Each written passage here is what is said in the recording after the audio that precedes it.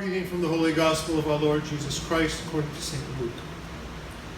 And Jesus said, there was a man who had 2 sons, and the younger of them said to his father, Father, give me the share of the property that falls to me. And he divided his living between them. Not many days later, the younger son gathered all that he had and took his journey into a far country. And there he squandered his property in loose living. And when he had spent everything, a great famine arose in that country, and he began to be in want. So he went and joined himself to one of the citizens of that country, who sent him into his fields to feed swine.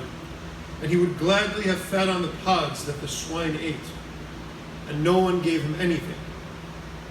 But when he came to himself, he said, How many of my father's hired servants have bread enough and to spare? But I perish here with hunger. I will arise and go to my father, and I will say to him, Father, I have sinned against heaven and before you. I am no longer worthy to be called your son. Treat me as one of your hired servants. And he arose and came to his father. But while he was yet at a distance, his father saw him and had compassion, and ran and embraced him and kissed him. And the son said to him, Father, I have sinned against heaven and before you. I am no longer worthy to be called your son. But the father said to his servants, Bring quickly the best robe and put it on him, and put a ring on his hand and shoes on his feet, and bring the fatted calf and kill it. And let us eat and make merry. For this my son was dead and is alive. Again, he was lost and is found.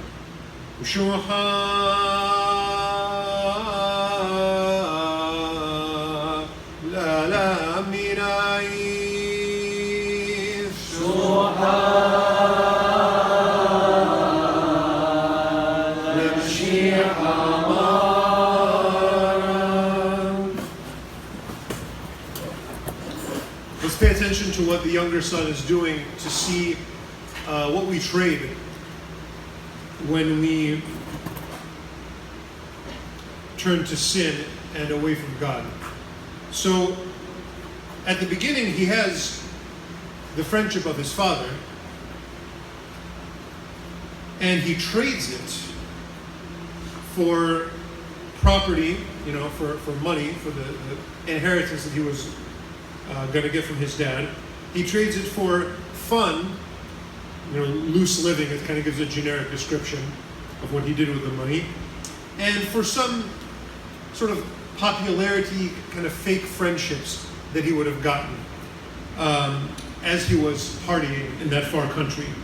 And he goes and he wastes everything that's given to him. Now, something that's really interesting in here is that the gospel says that when the son went to that far country, it says there he squandered his property in loose living. What God gives us really does belong to us. It's not that it's no longer God's, as if there's something that is not a creature of God. But when God gives us our freedom and our own heart, and he gives us the lives that we live, they really are our possession. He's not going to stop us from even making a destructive choice for ourselves. And so the father gives the property to the son, and then it becomes the son's property. And God creates us out of nothing, and he gives us free will, but it is our free will at that moment. And that includes the possibility of doing what the son did. He wasted everything that he had. That is what happens when we turn to a life of sin. We take what God gives us, and we reject the friendship that we have with him. We reject living in his house. We go somewhere far away, in a spiritual sense, and we destroy ourselves. We can't destroy God, and we can't waste what God has, because God is infinite. We can't detract from infinity. But we can destroy ourselves. And that's exactly what the son did, and that's exactly what we do.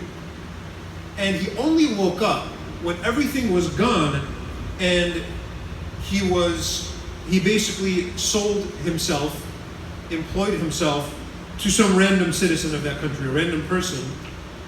And it says he would gladly have fed on the garbage that the swine ate, and no one gave him anything. It's very eye-opening. We turn away from friendship with God for cheap empty, fake friendships.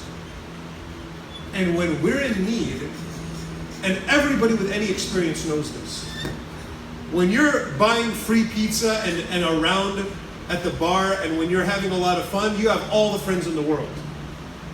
The second you need something, all those friends disappear. That's a fact that anybody with any experience will tell you. And so he wakes up and he says, you know what? I'd rather be a slave in my father's house than a slave here. And he turns back, and the father doesn't even let him finish his sentence. He doesn't even let him get to the part where, okay, treat me as one of your... No. He runs out to him, ran, embraced him, kissed him. Real love and real friendship. Not like the fake stuff that he had in that far country.